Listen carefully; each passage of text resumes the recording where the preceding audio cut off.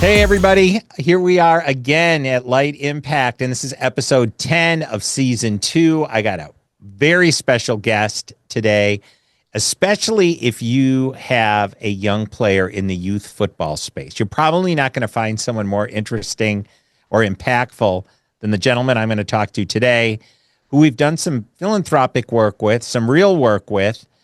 He's an entrepreneur. He's a coach. He was a player.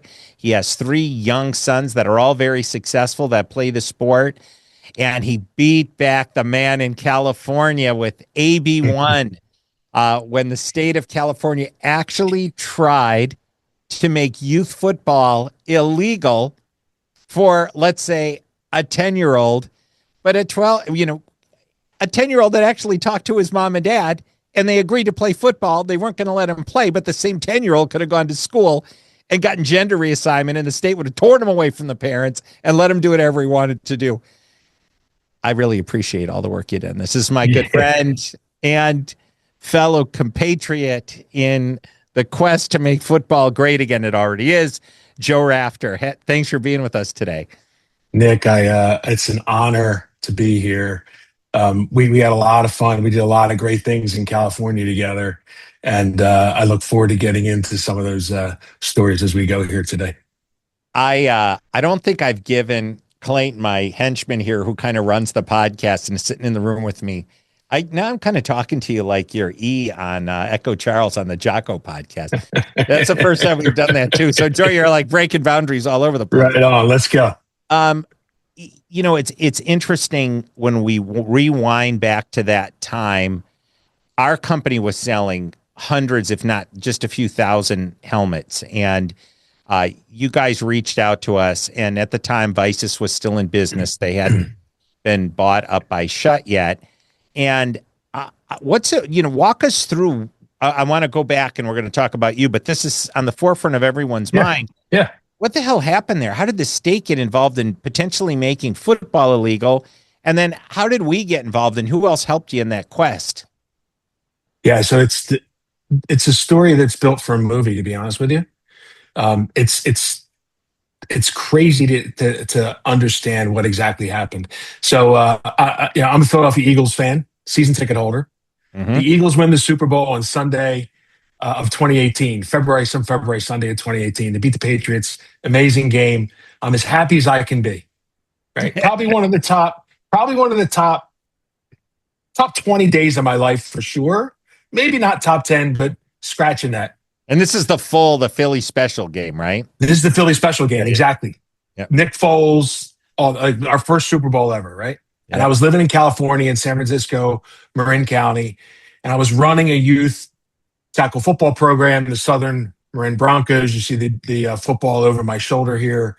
I had been running that program at that point for, 6 or 7 years as the president.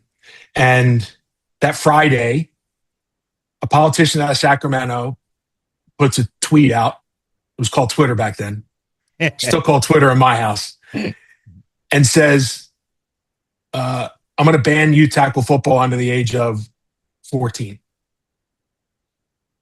And it was a flurry. Like I get a text from one of my board members, and so I start getting alerted to this, and I get invited to a call run by a guy down in Southern California, Chris Four.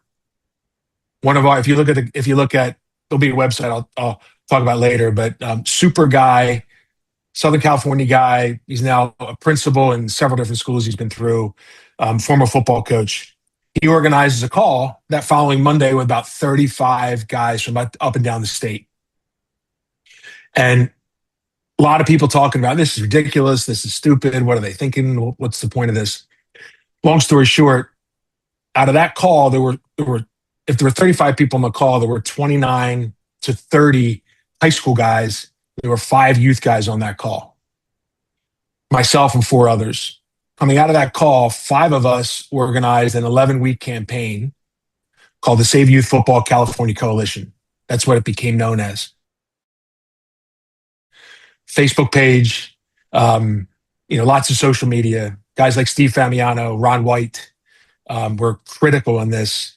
Ty Bloomstein up in Sacramento, and Jason Ingman in Sacramento as well. That was the five of us. We had Steve on the And show, and I think season 1. Yeah.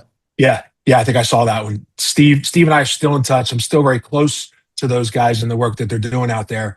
But we beat the bill in 11 weeks. Wow. Yeah. We killed it. And the way that we killed it was, at the end of the day, we went into the chair of the committee that was going to hear the bill. The way the bill processes through to become a law in California, it can go into the assembly or the state first. It went into the assembly, and at this point, it goes to a committee hearing. The committee that heard it was Arts, Entertainment, and Sports. If it got through there, it would have gone to the assembly floor. Then it goes to Senate committee, and then Senate floor, and then it goes to governor's desk. We went to the chairman of the assembly committee, and we said, this is a terrible bill for all these reasons. If you wanted to write a bill for youth tackle football, this is the bill you should write. And we showed him the bill that was a proactive, safety-oriented bill. He looked at that bill and he said, well, this is the wrong answer. I think we should make the sport safer. So he went to the assembly member McCarty out of Sacramento, who's no longer in the assembly. I think he's mayor of Sacramento now. And he told him, he said, I'm not going to allow your bill to be heard. If you want to hear a bill, this is the bill that you need to hear. And McCarty pulled the bill. Wow. Yeah. And I was in Jersey City at the time. I was a consultant with my own shingle, the entrepreneur piece that you mentioned earlier. And I got the call from Jason Ingman. He said they pulled the bill. I said, call McCarty's office and get them to tell you that they actually pulled it. I don't believe it. Like, let's get real proof. So he did. And he called me back about 10 minutes later as I was walking back to my hotel from my client's offices in the Jersey City area. And he told me it's pulled. I called McCarty's office and they confirmed. I started crying. And I pulled out my phone and I caught a video. It's on the internet somewhere. And I recorded how I felt, tears and all. And behind me was the new building in the World Trade Center. Wow. Right. It was a uniquely American moment, in my opinion. Sure. Like, super proud that like 5 people stood up against a very well-funded, very misinformed opposition, and we beat the bill out of pure passion.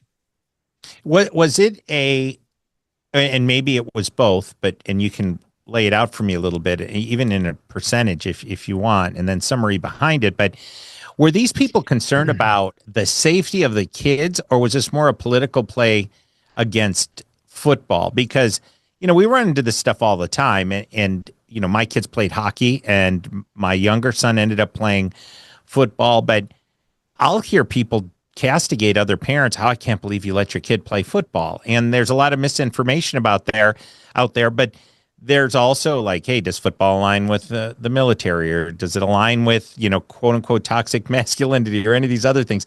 What portion of this effort was fueled by concern for the kids versus the political side? I'll tell you, I mean, my point of view is 100% political. Okay. Over the course of that 11 weeks, I went up and I met with multiple assembly members, including McCarty, the sponsor of the bill, to ban tackle football multiple times in his office, with 4 or 5 of us in his office with his aides. So everything I'm going to tell you right now is stories from inside of those rooms. Sure. So our first meeting, we're on the room, and he turns to me and he said, I said, why are you doing this? And he said, did you see the concussion movie?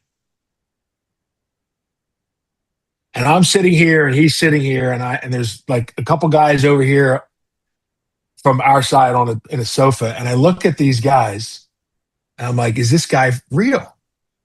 I said, yes, I saw the concussion movie. In fact, it came out on Christmas Day. I celebrated Christmas morning with my family, and then I went to see the movie by myself for 2 hours, just to know, like, that's where I am with this sport. That's how committed I am. Yeah. He said, well, then you'll understand. I said, understand what? He said, Dr. Bennett Amalu's science. I said, you you understand that movie is a dramatization, right? You understand that's an entertainment movie. He said, yeah, but the science is real. I said, okay. I said, so if in fact the science is real and you've done your homework, Dr. Bennett Amalu doesn't think there should be any contact football under the age of 21. That's his science. So why 14? He said, well, I'm not ready to take on the high schools yet. I said, really? He said, yeah. I said, so you're starting with youth? Yeah, because I think we should start there as like a first step. At this point, in my mind, I'm like, this guy is wildly misinformed. Wildly. As the story played out, the Concussion Legacy Foundation that is housed inside of Boston University, led by a guy who is a PhD and will represent himself as a medical doctor, but he's not. Can't write a prescription, never treated a patient. He's a PhD. He's not an MD, but he will. If you look him up, you'll find. I'm not going to give him any press on his name, but if you look him up, you'll find he's a PhD. He's not an MD. He and I have crossed swords before, and I do think he's got a couple of good narratives on other things, which we'll talk about. But as far as the youth football thing, I do not. I'm not a CTE denier. I'm not. Yeah. I'm not a concussion denier. But I learned from Dr. Aaron Reynolds, who is the chief neurologist for the UFL, who came and testified with me when we passed AB1, the California Youth Football Act, the first youth tackle football law in the country, which is kind of chapter 2 in this story. I'm not afraid of a brain injury. It's just like every other injury. Those were her words, not mine. She said it in the Senate hearing for our bill. Sure. There's no reason to be afraid of a brain injury, right? Now, it's smart to manage risk. Smart. Should you go bang your head against the wall every day? No, you shouldn't, right? So the way the story played out, they were wildly misinformed by the Concussion Legacy Foundation, who doesn't have the medical community agreed to what their view of the science. And their view of the science is really bogus. They have a lab. Nobody's allowed in the lab. But every brain that goes in there comes out with a CTE diagnosis. And there's a hockey player.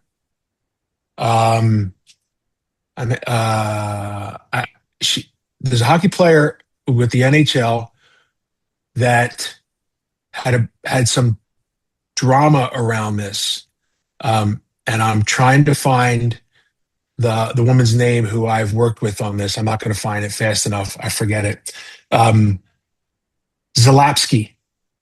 There's a hockey player by the name of Zalapsky, and if you research the diagnosis of his, he died not from anything associated with the sport he played, but there's a lot of drama around the diagnosis of his brain.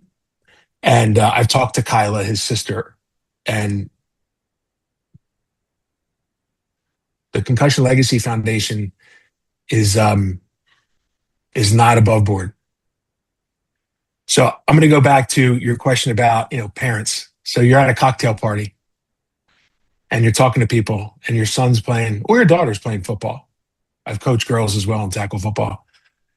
And parent turns to you and says, "You let your son play that sport? What's wrong with you?" I've gotten that question or statement multiple times. What'd you say? I said, it's risk management. I've got 2 young boys. They want to play. Their mom is okay with them playing. I played.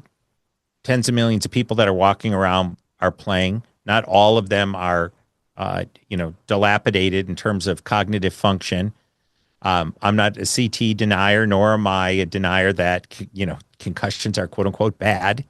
I'm also not a doctor, but what I will say is that when it comes to risk, as young people become old people, it's far more than just the physical risk. There's emotional, spiritual, uh, all of these different areas. And when a young person can, with other young people, experience friction, resistance, uh, individual failure, team failure, goal setting, it builds grit, it builds determination, it builds focus, uh, resilience, the ability to come back, the ability to lift somebody up that's down. The kid that was picked on the first day is part of the team on the last day. The kid that's the best player that has a bad game gets picked up by the other kids. The kid that's the best team lifts other kids up to that level of performance. You can't quantify all of that, but all of those events and variables, whether they're an adjective or a verb, in the end, they lead to reducing risk as these young people get older because they're more durable than they are if they're playing video games where there's no risk, right? Where they can just hit the reset button when they dig themselves a hole, or there's an emotional exchange and they don't know how to control it. I mean, you can go through all of these different things. How do you maintain your composure when there's a fight, or when you are really upset with someone in a relationship or your son or daughter?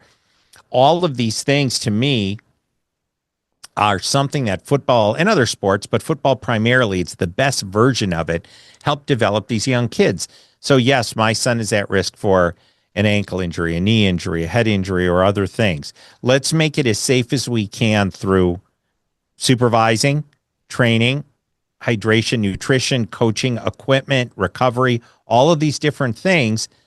But in the overall body of work, football is a plus. It is not a minus in terms of long-term plus minus for risk for my kids. Now, I've gotten more eloquent at stating it, and it's a Friday, so I didn't give you my 100 out of a 1 to 100, but that was a solid 87 and a half. Right on.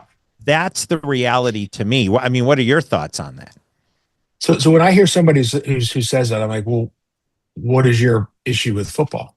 Well, brain injury. Like, what do you mean by brain injury?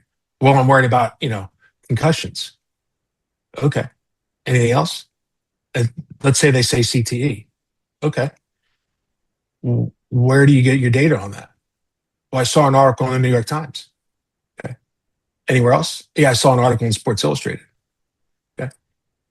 Anywhere else? No, that's about it. Okay. Sports Illustrated and New York Times are not medical journals. Like, you're reading a news story. Right. It's built to sell magazines and newspapers. You're not reading have you read a medical journal about a brain injury, about concussions? No. Have you ever read anything about CTE? No. Okay.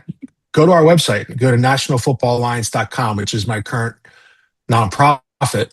There's over 30 articles from over the past decade, almost past decade, because I started collecting when the whole thing in California kicked up in 2018. There's all kinds of articles, including articles from the Concussion Legacy Foundation, our opposition, about the published, peer-reviewed medical research about the situation.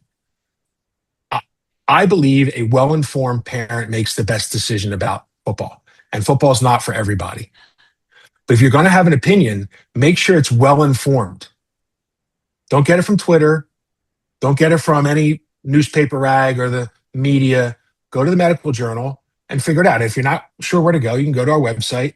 There's links up there about research and literature and documents. Click on one, right? And I want parents to be informed. And I've said this, I had a debate in San Francisco with our opposition, and I don't want any kids to be hurt. I don't want it. Right? But the science is slow. Science doesn't happen like that. It takes time. You need long studies to make sure you understand things, and to take football out of the mix. It's too important to too many people in our country to pull it out of the mix over fake science coming out of our opposition. So just, as if you're a parent, listening to this, you're thinking about tackle football. Make sure you're getting the information from the right sources. And like I said, you can go to our site, nationalfootballalliance.com. You can find a whole bunch of literature there. And American Association of Pediatrics. This isn't my research. My nonprofit can't afford to do all this research. So I just point to all these other medical professions, including there's an article out there from the Lancet. The Lancet is a global journal on neurology. Article came out in about 2019, 2020, and it called for a stop to the way CTE is being discussed publicly in the media. Because you're causing, doctors they take an oath to do no harm. And the way doctors are talking about, not PhD doctors, are talking about CTE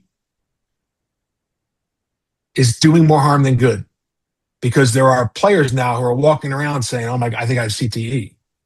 You can't diagnose CTE in a living person. It's impossible. You can only diagnose CTE postmortem.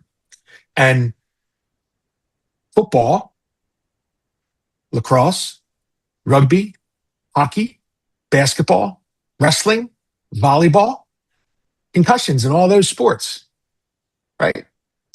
And there's other conditions that contribute to the CTE situation. Sure. There was a lawsuit filed against Pop Warner for a boy who died at the age of about 24, 25. And the lawsuit blamed Pop Warner for CTE. That lawsuit was lost by the plaintiff because there's other contributing factors: your diet, your use of drugs or not use of drugs, right? There's other conditions that affect the state of the brain. Sure. So you can't pin it all on football or any sport, frankly. Yep. So to your point, what do? You make smart decisions and you make sure you're mitigating the risk on the field through better coaching, better culture, particularly at the youth level,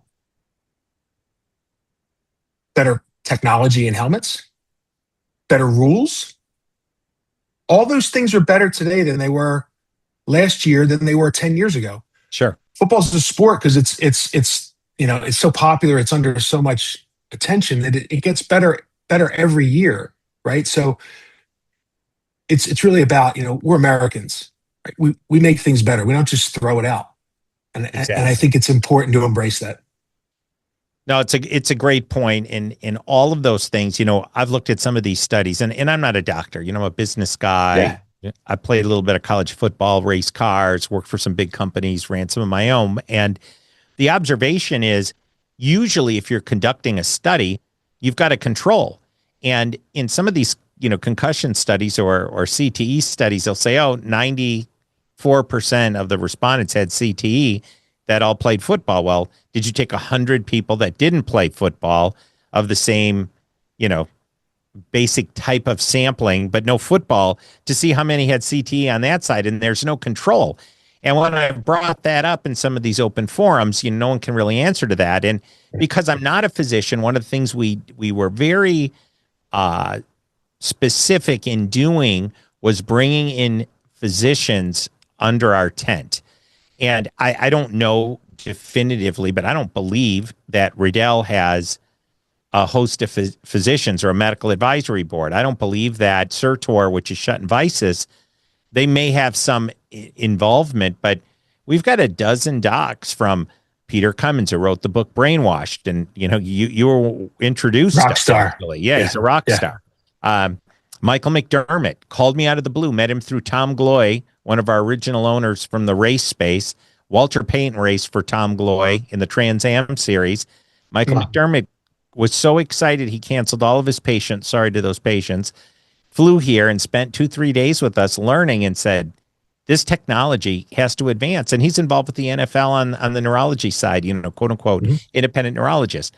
John Schleimer out in San Diego, Tal David, Dr. Ting up in San Francisco, who works with the Sharks and the Niners and the Giants. Nicole Freeman works at Scripps and the psychology side. Like, we brought all these doctors in, and one of the things they talked about was, A, lighter weight is critical. So we focused on that. B, fitment is critical. So, in the NFL, you can get a custom fit helmet, but nobody else offers a custom fit helmet. We offer a custom fit helmet for every helmet all the way down to, $299. So we focused on these things because we brought medical professionals in. Now, when you look at some of these studies, whether, people made a decision based on the movie, they made a decision because they watched football and they saw somebody that got injured, not necessarily a scientific observation. They're more emotional, right? Mm-hmm. There are almost 6 million people playing tackle football in the United States, and any fatality is a tragedy. But the most likely cause of that over the last, say, 5 years has been, dehydration, congenital heart defect. There has been some acute type head injury, but you're talking about one or two over the course of a year, maybe. It doesn't mean those aren't tragedies, so don't get me wrong. But what I am saying is, if we raced motocross, what is that number if we had 6 million participants? What is it in women's soccer? What is it in lacrosse or any of these other sports? We should try to eliminate all of those. We never will, but we should try to eliminate all of those. We should try to eliminate injury or reduce the frequency and the severity of it, which we're trying to do. You'll never 100% be able to do that.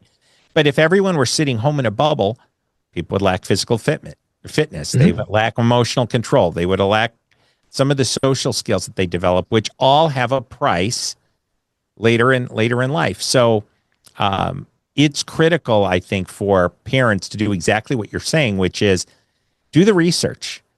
Reading a headline or an article on Instagram is not going to get you the facts. And whether it's going to your website, whether it's going to medical journal, dig in a little bit there. And then you have to take the appropriate actions, not just read the article, but what can you do in advance of your son or daughter playing any of these sports in terms of training, preparation, being able to diagnose when there's some doubt, if there's an injury, the equipment, fitment of the equipment, when do you change or upgrade equipment, diagnosing if the equipment's gone bad. There's all of those components to it. Yeah, back to the well-informed parent, I get asked a lot. So I'm thinking about my son playing football. What should I be concerned about? How should I decide? And first thing is, does your son want to play? Yeah, he does. How bad does he want to play? He really wants to play. Okay. So you got to go talk to the league, talk to the associations in your backyard, talk to a couple of them, get a feel for, what's the culture of the program like? Talk to the president. Ask him, what's your culture of the program like? Ask him, how do you train your coaches? Ask him, how many concussions did you have last year? Those are 3 really simple questions. If they can't answer them, then those might be some yellow flags, right? Because you should be paying, as a former administrator of a youth tackle football program, and I coach high school now. You should be paying attention to these things. So, in terms of what we're trying to do with the National Football Alliance now, since I moved out of California, the bylaws of that organization, I can't be affiliated there anymore because you have to live in the state. And when we started the California Football Alliance, which was after we beat the bill to ban tackle football, Steve Ron and I launched the California Football Alliance, and we wrote the Youth Tackle Football Safety Law, the California Youth Football Act, first one ever in the country. We got that passed unanimously, not a single vote against it, including 10 co-authors of the bill to ban the sport. Because it's just the right thing to do. Let's make the sport safer. Yep. Right? So in the National Football Alliance, I get asked this question a lot. And if you can ask those 3 key questions, what's your culture like? How do you train your coaches? And how many concussions have you had last year? You'll get good insight into that program. And then you go visit another program and then go pick which program that you like the best that you want to play for. I talked earlier about the culture of football. It's not about winning and losing at the youth level. In my opinion, I think there's too much. I think football, one of the things I love about football is football has not succumbed to the club mentality. because you can't play football year round. Right. But a lot of lacrosse, baseball, basketball, soccer, Hockey. volleyball, hockey, year round sport. Got to play for the club. The club's more important than the high school. You're paying a lot of money to play for that club. That structure at youth sports, I feel is bad for youth sports. I agree. Because I feel because it's people making money, right? It's the monetization of the industry. Tackle football hasn't done that for maybe flag, right? But because you can play flag year round. Yeah. But flag football is not tackle football, right? So tackle hasn't done that. And that's why that culture question is so important. What is it like to play for your program? Like, what do you reward? What do you recognize? And if the coach is like, we won 3 championships last year, if it's a first, or the president first words out of his mouth, that tells you winning and losing is what matters in this program. So you can expect decisions to be made based upon winning and losing. If he tells you like, hey, look, we're trying to, you know, my personal mission when we were back with the Broncos was I'm helping my community raise young men and women of character through the great sport of football and cheerleading. That was my answer when somebody asked, really, is that what you're doing? Yeah, that's what we're doing. How do you do it? And then we explain it, right? You get into some more detail. Those 3 questions I think are key for any parent who's considering to play youth tackle football. No, I agree with that. I agree with that 100%. We have some hyper competitive leagues in San Diego County, without naming any names, where parents from around the country move here and the kids are doing distance learning and they're 7, 8, 9, 10, 12, 14 years old. I think that's tough, and they're playing year round. When my kids played hockey, they really couldn't play any other sports once they started to play hockey. And man, Pop Warner in Carlsbad, which isn't a super affluent area, but compared to most of the United States, it's fairly wealthy area. It's $500-600 for you to go play hockey. It might be 15 grand, 20, 30, 40, 50 grand, depending on how much travel is involved. And I've had a couple dozen NFL players on the various light impact shows and have talked to literally dozens more, including the 12 to 14 that are on our cap table that have invested here.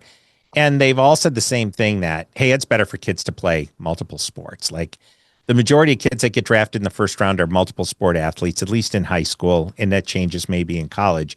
But, and you don't have the mechanical injury of the repetition. And yes, kids are learning different ways to be able to identify angles and movement and other things that matter. Now, once you get in the college level, it's a whole different story. There's only so many Deion Sanders and Bo Jacksons and people that can perform at that level in multiple sports. But I think that there were flaws, and there remain flaws, when you see someone in XYZ state running an Oklahoma drill in 2026 with 6-year-olds and, the big head-to-head contact. I mean, not only are you doing a disservice to those kids and the parents and the teammates, but the sport collectively. And that's why I think sometimes someone coming and challenging football, whether it was a concussion movie, whether it was the NFL and the PA and Riddell and the big dust up and lawsuits that went on, I think that culminated in 2012-13, or whether it was all of us getting challenged in California, it led to a better product and a safer product for the kids. And, just briefly, what did you guys have in AB1? What were the biggest changes that got this through, where someone looked at it and said, holy shit, yeah, this is a better way of managing this? So the AB1 contains really 2 types of legal requirements. Best practices that are pretty dominant in many of the leagues, but not all, and a couple leading practices. So the challenge with youth football is you have 2 types of leagues. You have national leagues like Pop Warner, AYF, Snoop Dogg, AAU. These are organizations that run football programs across the country. And then you have local leagues, 10, 12 association leagues in a local county. They're not affiliated with any national organization. Mm-hmm. So what happens with the national organizations, they have their own rules and regulations. To play for Pop Warner, you got to follow a certain set of requirements. To play for AYF, you have to follow a different, similar, but different set of requirements. If you play by yourself in your own league, you make up your own rules. There's no football will say it's the governing body. There's no governing body for football across the country. Yeah. So what AB1 does is in the state of California, it requires every single league, no matter you play for Pop Warner, AYF, AAU, Snoop Dogg, or your local league that is not affiliated with anybody nationally, you have to follow those laws so that it provides a common ground. So, the politicians in California have a very legitimate argument that the safest state in the country to play youth tackle football is in the state of California. Yeah. So when we drafted the law, we took high school law and brought it down to the youth level. So, for example, in 2015, there was a law passed in California, I think it was 2015, that mandated no more than 45 minutes of full contact football practice twice a week. And you can't play tackle football year round. There's only one season. It can be spring or it can be fall, but there's only one season of tackle football. So we did the same thing at the youth level. We said one season of tackle football. So anyone who's playing year-round tackle football in the state of California is violating the law. And I know there are people that are out there that are doing it. Then we took the maximum contact. So we drew that down to 30 minutes twice a week. So when you draw up your agenda, you have a 2-hour agenda for practice. You got full contact activities. You got non-full contact activities. That 2-hour agenda can have at max 30 minutes of full contact twice a week. Make sense? Yep, totally. And full contact was defined by the high school law before us, which is more or less full speed, full pads to the ground. So you can go full speed, full pads, but have a defined winner, not full contact. Sure. Yep. Right? Yep. So that's the way it works. There's other things like, 10 hours of conditioning before any pads go on. Coaches have to be trained and certified in a tackling techniques that minimize the head and play. Got to have an this is an interesting one in the state of California.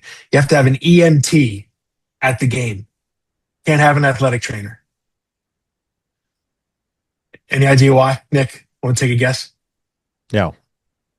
The state of California is the only state in the country that does not recognize athletic trainers as an actual job. Really? There's no requirement. There's no specification according in the state of California that says this is what an athletic trainer is. So what happens is I could say I'm an athletic trainer. There's no definition. As a coach. They can just do whatever they want. Yep. They can do whatever they want. So we had to say in California, you have to be an EMT or better at the game in order to watch the games. In every other state, if they were to take AB1 as a standard, you can apply the standard. It doesn't have to be a law. But if you take that AB1 as a standard, you could do it with athletic trainers because every other state in the country has a recognized athletic trainers as a certain certification and specification inside the state. Those are some of the kind of like the best practices. One of the leading practices was we said you have to track your injuries. You have to record how many injuries you have in a year. An injury was defined as a head injury where you remove the player from the field, or you broke skin, there was blood. So if Johnny gets a tweak, a bump, and a bruise, you take him off, but he's fine. He goes back 3 plays later because he took a bad hit in the back or a strange hit. Sure. That's not an injury, right? So you're supposed to track those so that you can say, so the president of the association can answer the question that I just said a parent should ask: how many concussions did you have last season? Sure. Actually, I'm required to track it. So that's really the highlights. You can Google AB1, the California Football Act, and you'll find the act up online and all the votes against it, all the votes for it unanimously, and all those details. You can also go to the California Youth Football Alliance site, CAYFA.org, and you'll find links there with little like one-page cheat sheets and things like that to try and educate the state of California around the best practice there. Yeah, it's interesting, the process, and now knowing so much more now than I did back in 2018-19 when we met. And the follow-on to all of this is really in the helmet space, and it's this ND006 that Noxie put into place. And I didn't realize that, Bill Simpson, who owned Simpson Ganassi, which was SG Helmets, back when I was racing and Bill was at the track, and I was unaware he even had a football helmet company, that they were trying to get helmet weight recognized, especially at a youth level, as being a contributor to the frequency and severity of injury. And this went on and on and on. And, NOXI is a industry-funded organization. And when there's really two primary players, Zenith's now gone, Vices is gone, Adams is gone, Wilson's gone, Rawlings gone, Bike is gone, other than now Light.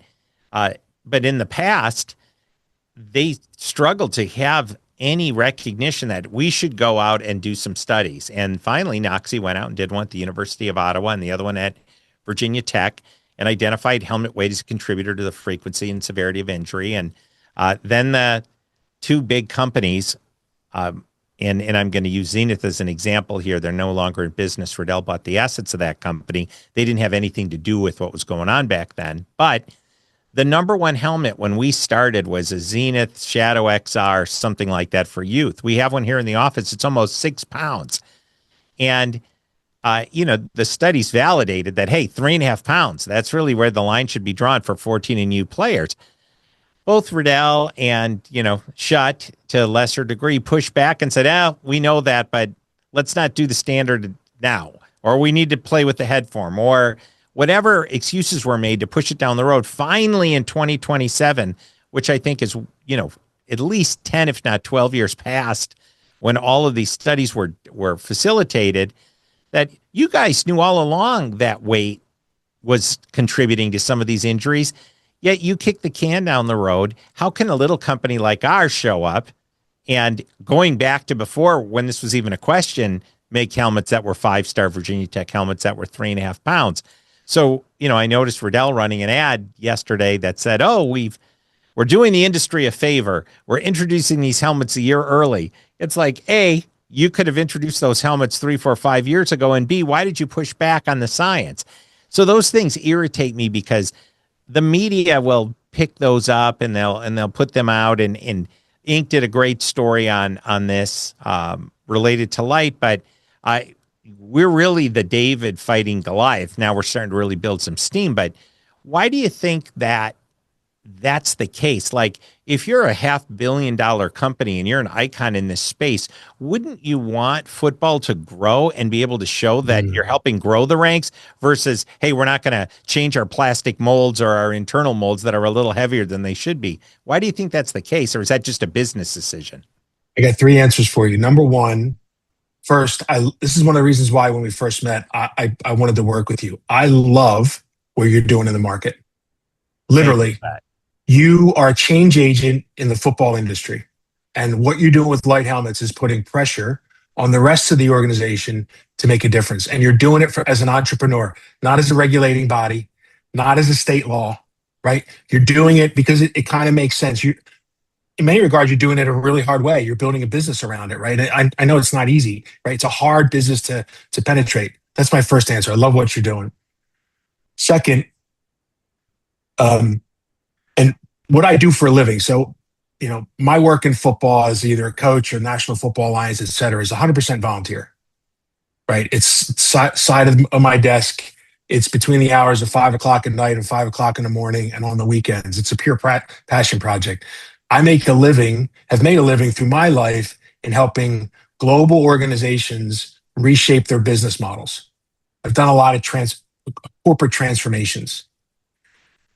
And what you're seeing in football is the same thing I see in very large corporations. Why did Blockbuster die? Why is Kodak no longer here? Yeah. Right? There's case studies and stories about this in business schools everywhere, right? Blockbuster is the closest analogy. Because Blockbuster It's like, we're on every street corner. Who's Netflix? Like, you're nothing to me. Do you realize I'm in every small town everywhere? What they didn't real they thought Netflix was going to play their game and try and beat them at their game. Netflix changed the game of distribution of entertainment. Completely flipped the model. That's why Blockbuster's no longer here. Large corporations, when they get large and they're successful, they get dull. They get comfortable. And they do this thing, they fall into a strategic pattern called defend and extend. They're going to defend the business model as it is. And if there's opportunity to extend it at the edges, little by little, they will. But they're not going to transform the business. They're not going to want to reshape it because they have too much revenue at risk. You don't have that problem. You're an entrepreneur. You're a startup. You got to build a business. So you're challenging the established institutions to think differently about the industry, which they won't innately do because the first thing they think about every day is what's our revenue numbers and are we where we are yesterday? Are we holding, our current state? Sure. That's a problem, and they hit snooze. So there's no reason for them to try and disrupt the market because everything's gone well. Right? So the culture becomes complacent. The people become complacent. I've seen this time and time again with very successful firms, especially with firms that are monopolistic, whether it's a true monopoly or not. Utilities, I worked in utility space, right? Your biggest competitor, established behemoth in the industry, locked in many different ways commercially, right? Why would they change it? They have no reason to try and change anything, right? Because the money's rolling in. And I'll draw a parallel to the NFL. When all this head stuff came out, the first thing the NFL did was they said, we got a guy up in a booth with binoculars looking down on the field to try and figure out, is Johnny walking wobbly after a hit? How effective do you think that was? Right? Think about it. How effective? Yeah. That was a placating of the problem from a business perspective. It's placating. Look, let's do something to show optics, but we can't start pulling out our best players. Now look where they are now. Now they got the blue tent. They're pulling guys off. Referees are sending guys off. They've progressed over time. Now they haven't progressed as fast as they could have. And the reason is they don't want to dilute the product. They don't want to lose revenue. So that's what I find happens in these kinds of situations. Yeah. And you see that like the kickoff change, right?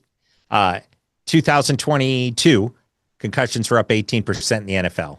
2023 was lower single digit. 2024, they're like, oh, concussions dropped. It's like, oh, well, you started wearing guardian caps in practice and you got rid of the kickoff. Well, what did we see in 2025? A 30% increase. It had 168 concussions out of 1,690 some players. It's a 10% concussion rate. Now, I can get into the test, and I want to preface all of these conversations with the NFL is not doing this on purpose. They want their best players on the field. They'd rather have no injuries, right? Your best players lead to the best rating, the most ticket sales, the most jersey sales, etc. Their goal is not for people to get hurt. It's in their best interest not to, but how they execute that and the machine that's been created since the settlement back in whatever it was, 2012, 2013, has created its own monster. And these lab tests have just led to heavier and bigger helmets that perform better in the lab. And, there are still 5.5 and 6 pound helmets on the field in the NFL. And these guys adding all these bars to these face masks. If you watch USC, you can hit me in the forehead and I can take a lot of damage. But when you start snapping my head around, I go down. Why would you put all this mass on the outside perimeter of a helmet? None of the helmets get tested with those masks on it. And we can add all the weight we want in the lab. I mean, we actually tested what we called the BA1, which is the Boat Anchor 1, to the NFL standard. And it was the exact same helmet as the helmet that they didn't want us to use a few years back. but with weight, it passed the test. And you're telling me that weight is better. I mean, it's if I'm 200 pounds and you're 222, the 2 pounds doesn't really make a difference in the collision. But when it's on the worst part of the body and it's whipping around in your cervical structure and an Yeah. 80G impact where the 2 pounds becomes 160 pounds, now it matters. So anyway, my point is that all of these institutional goals may and intentions may be good, but the execution is not. Whether it's your binocular example, whether it was the individual in California that wanted to ban youth football, whether it is the current state of helmet testing, and hey, we perform at the top of these tests recommended at the NFL last year. The top new helmet position specific, number one at Virginia Tech in youth and in varsity. And we're doing it with the lightest helmet out there. How can the big company not compete there? Now, I'm glad they haven't because it gives me a competitive advantage. Sure. But it also gives the kid a performance advantage. If you watch the combine, Totally. there was one guy that said, hey, baby, let's take a 3-pound weight and strap it to the back of my head when I run my 40 or I'm going to do my vertical jump. Like nobody does that, right? So the market, as you pointed to, is what can clean this stuff up. But it requires, real information being absorbed, put out there. The medical community, the football community's got to learn that, hey, just because a company's been around 100 years doesn't mean that's the way you should do things. And, I talked with a guy I was just at the Scottsdale NFL health and safety meeting, and BioCore's doing a lot of good work. I don't agree with all of it, but they're doing a ton of good work. And one of the things they're working on is the turf. And you see all these different injuries. Mm-hmm. Like when we were kids, it was, guy had hip pointer. Then it was turf toe. Then it was ACL, MCL, et cetera, et cetera. And now they've got a machine that actually goes out on the field and tests like shear strength and, when you twist a cleat with a certain amount of weight on it. And, they're doing a good job, and every year it improves. And you can't throw rocks at something that is a living test. Like it has to be repeatable. I get that. But at the same point, when we look at what's going on in some of these cases, you're like, come on, man. The manufacturers have been allowed, because there's not been competition for so long, to be really a dual company system that's forced the market to comply and be with the company. The company's created the marketplace versus the market creating how the companies operate. And hey, you know what? Back in the day when the Model T was out, you could get your Model T in any color you wanted as long as it was black, right? And that's kind of what's happened. And we hear it all the times. It's like, Nick, I sent 100 helmets in and I only got 80 of them back. They said that was a catastrophic failure to 20 of them. And I'm like, wow, that terrifies me, because that catastrophic failure didn't happen on the last play of the last game. You had a helmet that you couldn't tell was damaged, and somebody must have been playing with it for a period of time. Well, our stuff's designed that, hey, if it gives itself up, you're going to see it. And those are things that have to be pointed out. And we try, but, people look at it and it's like, oh, you're trying to sell me something. And we are, but we're trying to do it the right way. And I don't know if there's a real solution to that, because, with 7 million people playing tackle football, are there enough consumers that are playing, not fans, for there to be a body that really digs into all of this stuff beyond what Noxie's already doing? And they also are doing an admirable job. So I owe you a third answer to. Oh, that's right. I'm sorry. No. Yeah. No. So the last piece is advocacy. So you've seen what's going on with NIL. You've seen what's going on in college football with the transfer portal. You've seen, coming off the heels of some of the recent NCAA basketball games, some interviews with coaches. And who's advocating and stewarding the sport of football in the country? Yeah. Is it USA Football? They're funded by Riddell. Is it, Who's the NFL? Yeah. That's the last piece. So that's why, I launched the National Football Alliance. I claim to be the greatest advocate for the sport in the country. And if there's a better advocate that somebody knows of, I'd love to meet them. Right? Because I agree. I think it's you for sure. The advocate, like, it's great. It's a great sport. People are making a lot of money off of it. It gets me to college. I make money in college. All the economics are all flying high and all that kind of good stuff. Meanwhile, kids right now in college are losing out because of NIL and the transfer portal. It's Yep, damaging the game. it Just is. like when you hear a basketball coach talk about it, it's the same exact thing happening in football. You saw Nick Saban at the White House a couple weeks ago talking about NIL in the state of college football and how like he's committed to the student athlete, Yep. right? That's getting lost in the sport, and nobody's advocating for it. Even the people that have the funds to do it aren't advocating, right? And I think what we're trying to do is we're trying to hold the sport at the top of the prioritization. It's not me making money. It's not TV contracts. It's not jersey sales. It's not national championships.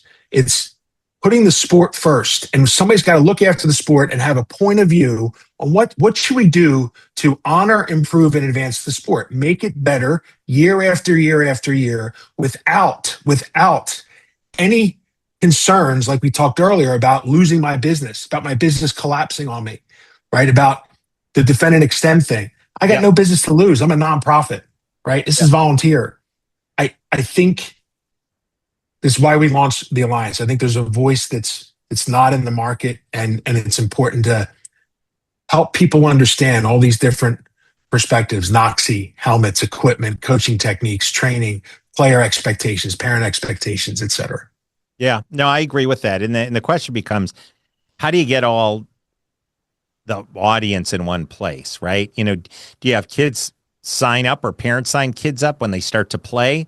And, maybe there's some, small insurance component to it or whatever to get that group together to be able to disseminate information to all 5.7 million players plus their parents and, everyone else. Like, trying to corral that is, I think, the biggest challenge to it.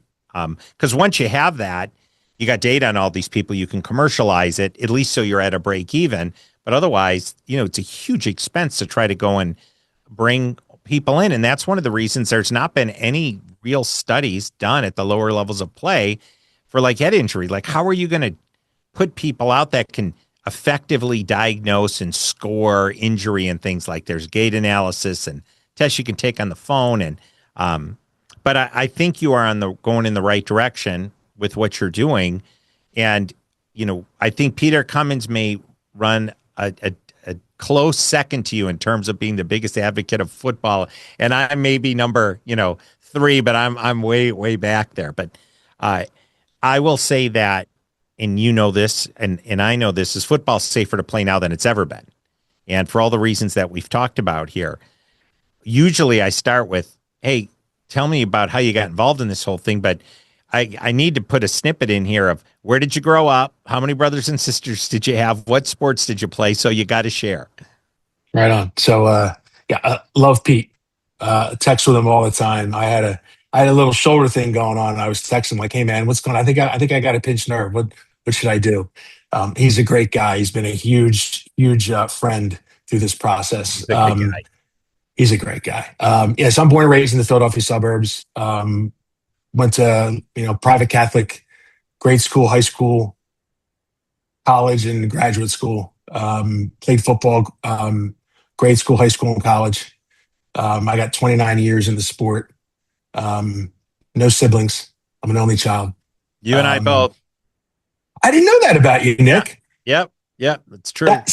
That's another reason why I think we probably clicked. There's an unconscious connection there. Yeah. So played just about every sport growing up. I was a multi-sport kid. I played football in the fall, played basketball in the winter, played baseball in the spring, and then I swam in the summer. I wish lacrosse was around when we were growing up because I would have played that. My youngest guy plays that, and it's such a great sport. But yeah, I have 3 boys. My oldest is a defensive quality control coach at Lehigh University's football team. My second guy is in politics in DC, and my third guy is a junior in high school. I got a year and a half until he's gone.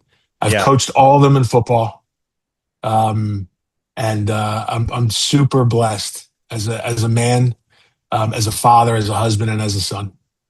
I love that.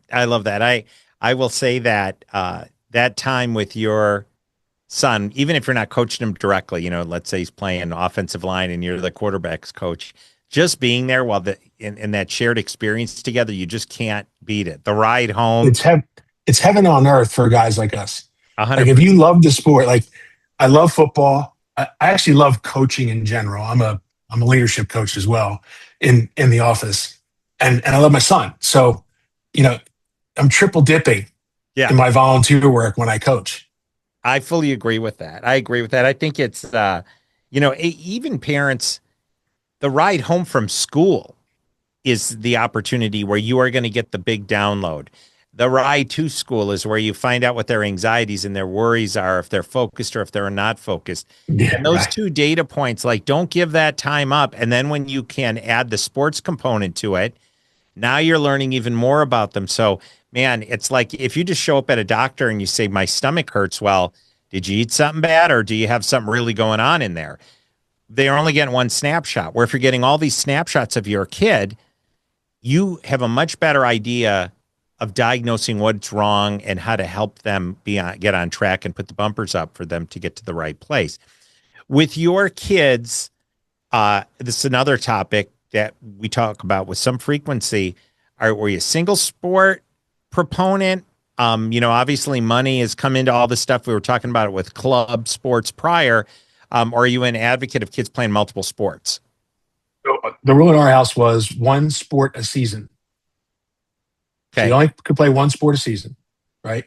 And we wanted you to do something each season, Okay. right? So you could play football, or you could play soccer, Yep. or you could play basketball, but you had to play something after school. Yep. Because you're not just going to come home and sit on the sofa, that kind of stuff. Because Yep. my wife is a college athlete as well, and you know, there's so much to learn outside the classroom that sports teaches. Yep. Right. The One of the things I always tell my parents that I coach, whether it's grade school, high school, I'm going to help your child develop in 4 ways. Number one, cognitively. They're going to have responsibility. They're going to have roles. They're going to be things they have to do. Instructions they're going to have to follow. So they're going to have to learn that. They're going to develop in their brain. Number two, I'm going to develop them emotionally. They're going to learn how to deal with difficulty. I'm going to give them adversity. I'm going to give them just enough adversity. More, I'm going to put them in a place where they need to be better than they are today to perform. I'm going to make them run a little harder, run a little faster, work a little longer. And that's going to challenge them, and I'm going to support the hell out of them to rise up and meet that challenge. So that's going to be an emotional thing for them. I'm going to develop them socially. They're going to become a part of a team. Football is not about me. It's about we. There's 11 guys on the field, and you got to put the team above yourself. They're going to learn that playing for me as a coach or playing in my organization if I'm running the organization. And lastly, I'll develop them physically. Lastly, right? That's everyone's like, oh, football. The first thing you say is physical. It's actually the last piece, right? I got to get them to know what to expect, to then be connected, emotionally engaged, follow the coach. Sure. Do as I say. You may know what to do, but do you actually do as I say? That is an emotional switch. That's not a cognitive switch. That's emotional, right? Right. And then right. you got to be a part of a team. You can go to school, math class, whatever. But until you're challenged those 4 ways, that's how I believe sports in general, my biases for football, creates a developmental opportunity for our children that is needed. And to your point earlier, each sport will do that. Those will challenge those 4 things in different ways. Right? Really simple example. When you play baseball, it's a very linear sight. Right. It's event oriented. Yeah. But like the way you look at it, like I'm looking at a pitch. Yeah. So my eye is very focused on that one line. When I'm catching a ball or throwing a ball, it's very narrowly focused. When I'm running on a soccer field or a football field, I need to have peripheral vision to see everything else going on in a way that I don't need that on the baseball field. Yep. Right. So each of the sports offers something different. And I think it's vital for youth to have those different experiences. Now, if Johnny says after playing a season of baseball, I don't like baseball. Okay, you don't have to play again. Yeah. but you got to find something to do Yeah, something to because I fill don't it. want you just coming home and sitting on the sofa. Right. Right. No, that's a good point. And I agree with that. And I haven't had a single professional athlete or coach or frankly anyone come in here and say, "Oh yeah, one sport. Let's just pile it on." Like, but parents get caught up in it. It happens in soccer and baseball, probably Oh, the two worst. Hockey, volleyball, right thereafter. And man, it's tough. And I get like there's money there, so opportunity gets popped up and people chase it, right? And yeah. So for the parents, like any coach who's telling you that your son needs to play for him in order to make this or make that somewhere else, is that advice in your son's best interest or theirs? right, it's a good point. It's in their best interest. Yep, So again, a well-informed parent can make the best decision whether it's what sport to play or what club to play for if you end up playing club, right? But a lot of these coaches, I mean, I had a very small experience with club, very small experience in lacrosse, one season. And it wasn't worth it in my mind. yep, It didn't, I didn't get what the club promised. Like I didn't receive. I went and I watched the practices. There's 30 kids on the field. There's three coaches. One coach is coaching. The other two coaches are shagging balls.